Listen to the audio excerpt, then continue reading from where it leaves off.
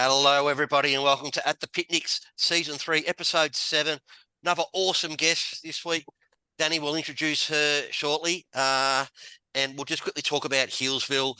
Sean Cooper rode another double, so he's probably, I think, about 2 or 3 clear on the jockeys list now. And we had a bit of a serious incident just at the start of the last race, and the race got abandoned. We had Razor Ray Douglas fall off. He's okay. He's just got a fractured T7 and T9 vertebrae. He's up walking around, but it's got the old neck brace on, which he had about the same time last year when he had his fall. Yeah, evidently his horse was over racing and clipped heels, and it was a bit disastrous. So he's very lucky to have been able to walk away, not necessarily on the day, but he's very lucky to have been taken care of quickly and be getting around. What we've heard to be is okay. So Razor, I hope you're all right, mate. Wishing you a speedy recovery. And There's a little bit of a Chinese whisper that he might be out and about sticky nosing over the weekend. So that's what I be heard. good to see him out if that's the case.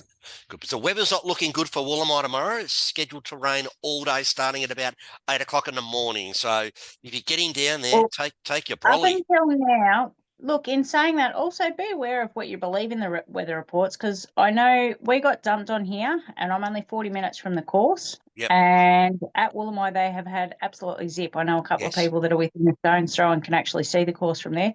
So hence the fact that they are still rated at a good 4. But there are massive thunderstorm warnings floating about for tomorrow. We are certainly... Somebody's been to Queensland and blown the weather down here, I think, because that certainly feels like what we're copping at the moment. But a ripping little day of racing coming ahead for us at Woolamai, with the first kicking off at 1:40. 1600 metre maiden. So yeah, the open sprint is an absolute tickler. There's some really handy horses in there, as is the open distance race as well. So little bit of controversy. Some of those horses can get runs at the pros, which has always been a debate that we openly hold throughout the picnic season over horses getting into our cups and stuff, and how many of these horses are coming to have runs at our picnics to, perhaps qualify for our cups races and things like that. So as we did allude to earlier last season, as we were discussing with Don Dwyer and Mel McDonald and also Adam Lansky the other day, there probably needs to be a few little tweaks done to the ratings or the qualification specifications for our cup races and possibly even our Corinthians, and to see what we can further do to adjust these. While it's all well and good that we go, yay, we've got prize money increases in our cups, this also attracts other people to then send their horses to the picnics for runs over unsuitable distances, or just for a sticky nose round to see how they'll go, to possibly get weight off their back. And whether we then make all of our cups and our Corinthians non-claiming races, so as they have to carry a fairly true weight.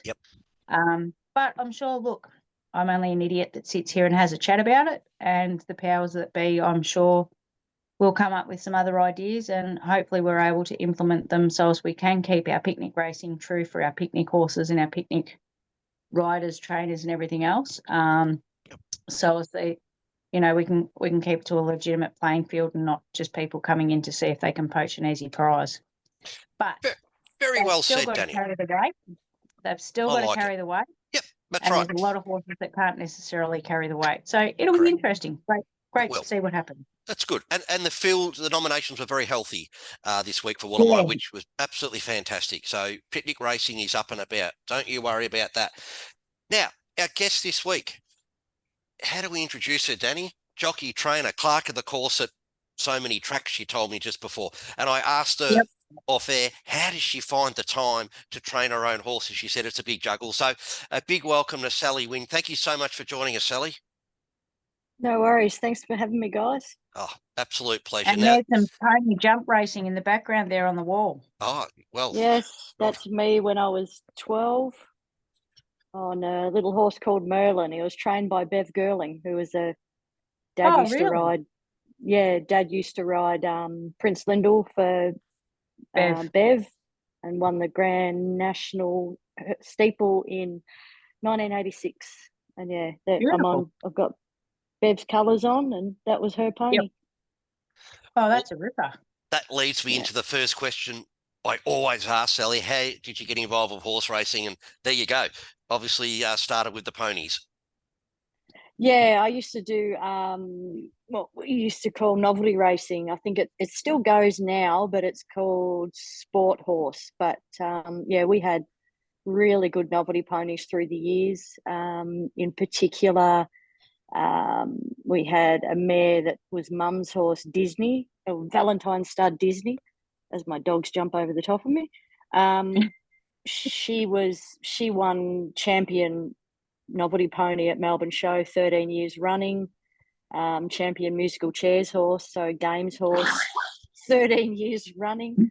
Yeah, I was always doing the fastest thing on 4 legs at the Melbourne Show anyone did ever see. Yes. Yeah. And then my mum bred my mare, who was an Appaloosa. And yeah, her name was Gentle Sue, and she was really, really talented, but could buck early doors, mad buck jumper. But we got it going. Good way to learn a ride. Yeah. Absolutely. It teaches you how to stick. So when did you realise, Sally, that, okay, I want to be a jockey? What age were you? Probably 3. As soon as I could speak. I love it. That's good. So yeah. When did you get your apprenticeship? How old were you? I was 15. And back then, I actually started riding track work at 14 for Colin Alderson. I used to jump on my push bike and ride to Colin's stables and then go to the track. And I was fortunate enough to ride alongside Robbie Scarlett, who I cannot thank enough for all the tips and pros and cons of riding track work that I learnt from him. It set me up to be a good judge of pace, a good rider, strength wise, different holds that you have on horses and things like that. So yeah, I learnt so much while I was riding work there. And then when I was 15, I got apprenticed to Colin Alderson. So back then when I first started, you had to do 6 months probation. So basically to decide whether you really want to do it. At the end of the 6 months, Colin had taken on a couple of other apprentices, and I just felt it wasn't going to work for me. Like, I was one of very few female apprentices. He had quite a number of boy apprentices with him, so I just thought it's not going to work. I'm not going to get a go. So I went to John Pearson at Cranbourne. He had was Louise a lovely Bonello. old fella. He was just the best. Sorry, Sal. Yeah, no, you're right. So I was apprenticed to him. I spent, I think, 3 years with him. Then I turned 19, I think, and I thought I was riding quite a number of city winners and riding for quite big stables at the time. I tried to get apprenticed to John Marr, but at the same time that I wanted to be apprenticed to him, he had the choice of me or Brett Preble. And yeah, we know the story there. So obviously Brett Preble got chosen, and then he put me on to Des O'Keefe, actually put me on to Pat Carey, which is John Marr's brother-in-law. So I did my last 2.5 years with Pat Carey, and I absolutely flew with Pat. He was a really good boss. Really good boss. Good on and you. And of course, then Pat Carey was based at the old track Epsom. Called Epsom. So yep, there was a lot of really good stables at Epsom, and it was a really good learning ground for apprentices and getting some really handy rides coming out of there. There was a lot of really good horses coming through there too. Yeah, it was a great place to ride work. It's such a shame that they decided to turn it into housing. It was a ripping place. I loved living and working there. It was great fun. I got to see octagonal sports. Oh, geez, there were some good horses come out of there, out of a few places there. And you would have ridden a few of them. Just disappointing for the trainers there, because in Morty Alec there, that where could they all go when they shut it? And I think most of them ended up at Caulfield, didn't they? I think they built some new training complexes there. Yeah, it was a spread around. It was Caulfield, I think some came to Cranbourne, and they did. Some came to Cranbourne and Mornington. Yeah. Yeah, Pat ended up at Mornington. Yep. So you go, sorry, Danny. Paul. Go. No, okay. I was going to say, you rode, well, obviously when you started, we didn't have vests and all of that sort of thing, and you would have had to have ridden the minimum back then of 48 kilos. Yeah.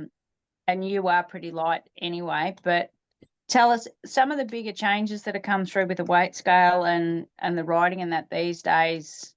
How can I do this tactfully? How it's not going to be tactful at all. How much easier do you reckon it is these days, so getting a gig, especially being a female? Heaps easy.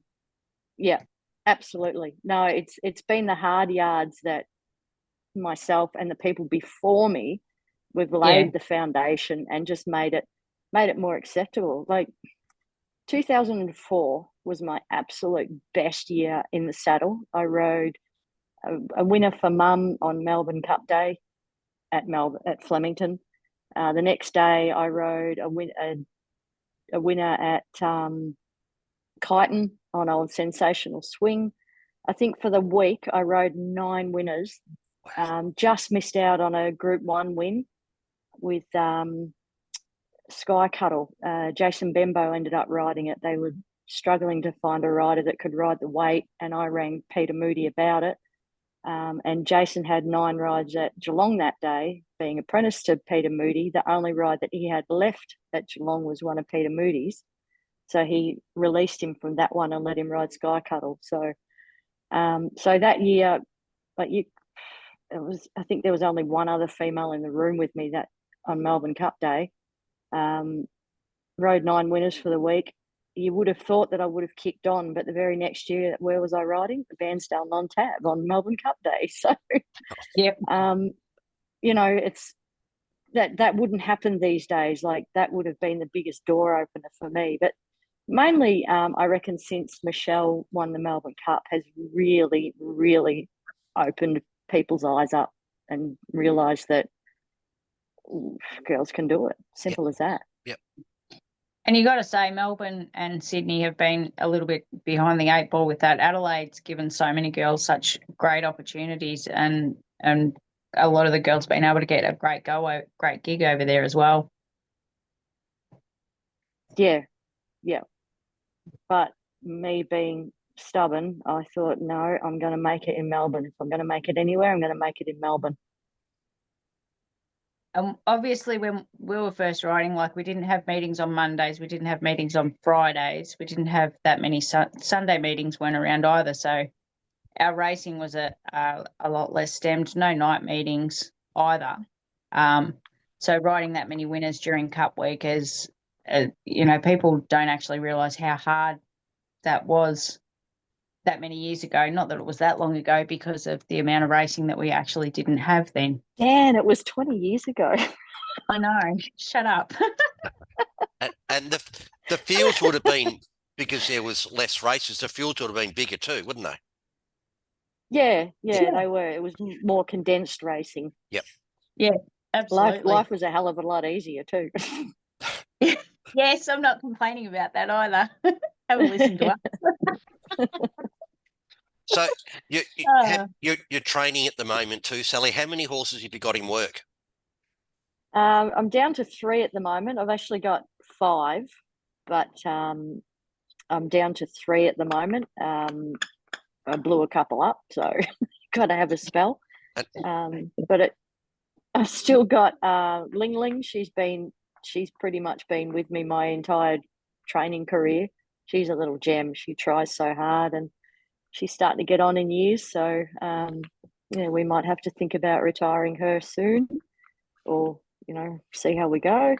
I've got a new filly that I bought on English Digital by Vadamos. She's just not far off racing. She's only probably another few more weeks off racing. And I've got a horse that ran second the other day at Moe called Golden Lask. Yep. It's 100 to 1, which I don't know why it was 100 to 1. No, I had a couple of dollars each way on him, so I was pretty wrapped. I was cheering, don't you worry. I was good job. jumping up and down on the couch. Just on No that. wonder I got the text message, well done. Yeah, I was sitting there screaming at the tally. Just on that, I'm going to pump your tyres up here, Sally. You don't have a lot of rides, but when you do, you generally do really well. So when I look at the fields and I always look at the jockeys, and when I see Wynne, I usually have a couple of bucks each way because you've actually got a really good strike rate if you didn't realise that yourself. No, I didn't realise that because you do. And they always pay well. They do. It's a get on them. Get on Wynne. Just get on it. You can't go wrong. Yeah, well, I always try to ride the horse and help it. Like the caliber of horse I ride, they're not slot a coin in the back of the head and away you go. They're not easy rides, but I try to think about pace of the race and what's going to suit that horse best, and really try to not just go around for the riding fee pretty much. Like I know most of the trainers I ride for are small trainers, so if I can finish top 10 on everything, everybody's happy. Everybody goes home with a little bit of coin in their pocket. Absolutely. Exactly. Yep. So I can guarantee I'm always trying. I'm not just going around. And she rides them all the way to the line. She doesn't sit up on them, which is just my pet hate. Jesus Christ, it drives me nuts. And being a rider yourself, and you're the same, you train and ride, you know that the prize money drop from 3rd, 4th, 5th through to 10th, and you know how much your feed bill costs. That every cent counts. It's just as simple as that. Yep. Yeah. Now, my next question I'm going to ask you, Sally, is on behalf of all the spectators at picnic events. I always get a good giggle out of this when there's two Clerk of the Course horses, and you know what I'm talking about here, and when the horses race and then you come past the winning post and all the crowd cheers on which. Do you still have a giggle over that? Yes, very much so. It's hilarious. The crowd's always going, go, go, go. And it's almost like you crossed the line together to make it make fun of it. And the one comment that I hear relentlessly is kick. And can I just say, I've ridden her pony. If you kick her pony, it goes faster, lots faster. Oh yeah. Yep, absolutely. Out of all the horses you work at for Clerk of the Course, do you have a favourite? The courses you're talking about? Yeah.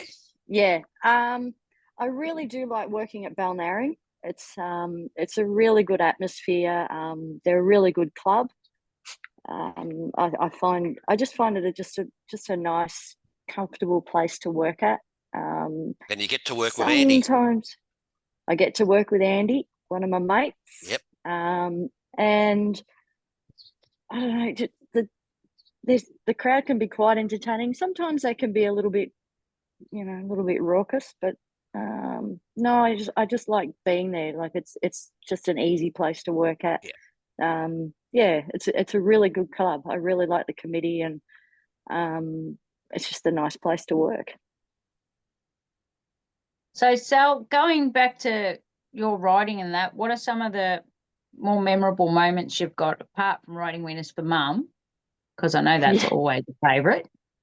Yes. What are some other pivotal highlights that you can look back on pretty fondly?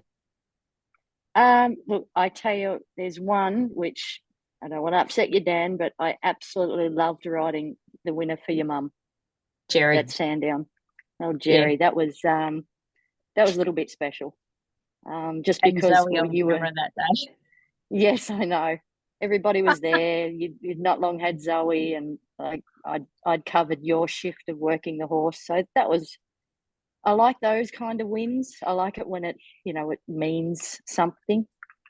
Probably another one was I ran second in the Cranbourne Cup for Louise Benalla. That was that was pretty cool. The two girls nearly won it. We just got beat. Joe Bowditch. Thank you very much. Yes. I won't let Joe live that one down. No, I think it was only a head too, wasn't it? Yeah. Yeah. Or maybe a neck, but yeah. Anyway, much. and winning my first race as a trainer with Jacob, my lovely big grey horse that keeps returning. He's a boomerang. I've tried to rehome him so many times and he just keeps returning. He's never now a leaving paddock your one. place. No, Yes. he loves mum. He loves his mum. No, it's mainly, riding winners for the smaller trainer. It was pretty cool to win the Bairnsdale Cup for Christine Sexton. That was pretty cool. Didn't think I was going to win, and yeah, it turned out I won. That day. It was funny. Yeah, And the I must horse say, literally did bolt. Yeah, it did, and that's the only way it runs. Literally, yeah, it was pretty funny. And the banter between you and a certain Hanley trainer as well can be fairly entertaining for anyone who hasn't seen that banter. That's always very good. Yes, Your special friend. Yes, he is. He's good to work for, though. But yeah, that's been a surprise association. But gee, it's been good. It certainly has been. It's been quite nice on anybody's pocket if they followed it too. So you don't have many favourites, and they're pretty consistently at sort of decent odds too. So yeah, I'm a fan of that partnership. It goes all right. So you've been clerking for how many years now? Oh, I think it's been around about 10 years now I've been clerking. It was a bit slow at the start, but sort of getting a bit more regular now. Not quite as regular as I want it, but that's the way things go. How do you go getting your ponies up and educated, and what sort of things have they got to do to get out there? I was very, very lucky with Sparky. Sparky he's done something similar at some point. He just took to it like a duck to water, but it's just making sure that they're comfortable with being leaned on by the racehorses, because they can be quite rude. They've just got to be pretty brave, and they've got to have they just can't be like field shy at all. You've got to help them. Like when you got to go in and pick up one, you're going at speed and you're reaching out across to grab that horse's reins, and they cannot move on you, otherwise you're going to hit the deck. So, and they've got to be brave enough to do it, fast enough, and just calm disposition, basically. Just be just genuine horses. Just so people know, Sally, like for example, last week when Razor came off on the first lap, Clark of the course horses have to go and stop the others. So how do you go about that? Just so people get an understanding. Usually, how far was Razor's race? Was that at the top of the straight? Yeah, starting at the top of the straight. Yeah. Okay, so there would have been a clerk of the course standing near the barriers there at the top of the straight, and the other one would have gone down to, I think it was in Keelsville, wasn't it? Yeah. Yeah, the other one will go down to the 1,200 metre chute. So the one at the top of the straight would have been radioed through by the stewards to say, there's a fall and loose horse, and jockey can't be moved. So then the clerk at the top of the straight would have gone back towards the field, probably turned around, and would have been yelling for them to pull up, slow up, basically. And then it's up to either one of the clerks to either catch that horse, or if it can't be caught, to keep it away from medical staff and what's going on the ground, basically. Yeah. So the general consensus is that you don't go in among. Generally, the loose horse will bowl along with the field. But when they get out on their own, that it can be a real problem if they start heading towards fences and everything else. So it's all a bit touch and go, and see what happens as it unfolds. And it is well and truly very unpredictable. And you need your clerks, i.e. Sally and Andy and the Pattersons, and everybody else who does it out there. They need to be horse people that understand what goes on with horses and how they tend to react and those sorts of things. So they are the best people to help us get to and from the barriers. And Andy and Sally have both caught me on numerous occasions when I can't pull horses up after races, or they've saved me getting to the gates, as they have done a lot of us riders. And we are very, very grateful for the service that they provide us. Absolutely. Good on them. Now, we've just on 6.5 minutes. Danny, if you want to throw some quick ones at Sally. All right. Well, I can't ask you what you drink, so I already know. So you're a Bundy girl. Favorite takeaway? There's a little place called Beast Burger in Cranbourne. I like that. I normally get either a beast burger or steak, or they have actually quite a nice menu. So that's my takeaway. Okay, I'll have to keep that one in mind. Holiday destination? Phuket. For Paul, football team? Richmond. I knew I liked you, Sally. Oh, shit, look out, he's got Kermit out as well. Kermit's popped in. Bloody hell. Dream holiday? I would like to go and ride the Grand Canyon. That would be awesome. Like that. Yeah. Best horse you've seen? Oh dear, I've seen some good ones. I know. You don't have to limit it to one. You can reel off a couple if you want. What's your favourite? I think I liked Black Caviar. Like she was pretty cool. Look, just the general ones: Winx, Black Caviar, all those ones, all the champions. Of course, they're good. Maccabi Diva. There you go. Oh, good. Glad you said Maccabi Diva. My favourite. Favourite course to ride on? Bairnsdale. Go the Gippsland. Biggest highlight as an apprentice? Biggest highlight as an apprentice. Holy hell. I have no idea. Oh, I won the Sale Premiership as an apprentice, the Stony Creek Premiership, the Bairnsdale Premiership, all in 1 year. That was pretty cool. That's a good effort. Well done. I missed out on Moe because Stinky Paddy Payne decided to ride 5 winners in 1 day and beat me by 2 wins. Those pains, they're such a pain. Stinky. Stinky Paddy. All right, Sally, this is Kermit, and we have to peg him because he's a bit cheeky, so I'll talk for him. He's a rude boy. You know why Miss Piggy kicked him out? He lives here because he said she smells like bacon. Well, he's only being honest. That's such a dad joke. Oh my god. So anyway, Sally, he wants to know. He's just flying around here like a bum. I need to get him some work. Is there any chance he could be a clerk of the course? What could you get him a job? Yeah, I could double dink him and teach him the ropes. That was going to be my next question. Can he sit on the back? We can strap him to your back. Not sure which pony we're going to put him on. It definitely won't be Comanche. No, I was just thinking that. Well, maybe he could be a barrier attendant. I don't know. And he actually does enjoy you riding, and he wants to know: do you really enjoy a win? Yes, absolutely. Yeah. So Sally wins.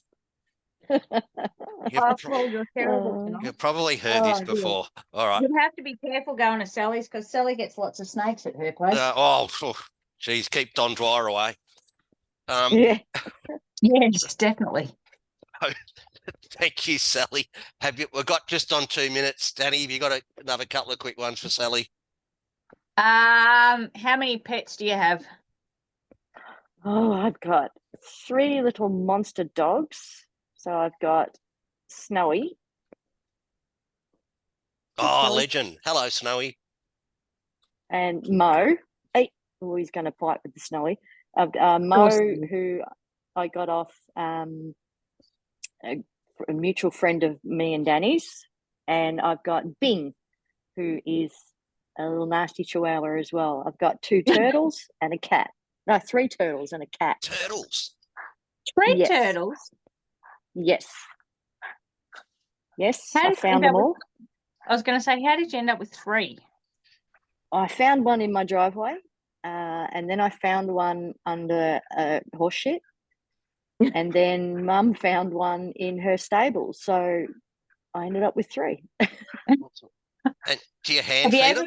Have you ever fed them a huntsman? They go nuts over No. them. Really? One of my I friends feed them. Yeah, go. One of my friends had a huntsman, and she flicked it, and it landed in their tank. They went ape. I'm getting, Never thought I'm of getting that, though. turtles because I hate huntsmen. All right. Sally, thank you so much. We really appreciate you joining us, Sally, and you're a wonderful person in the horse community with everything you do.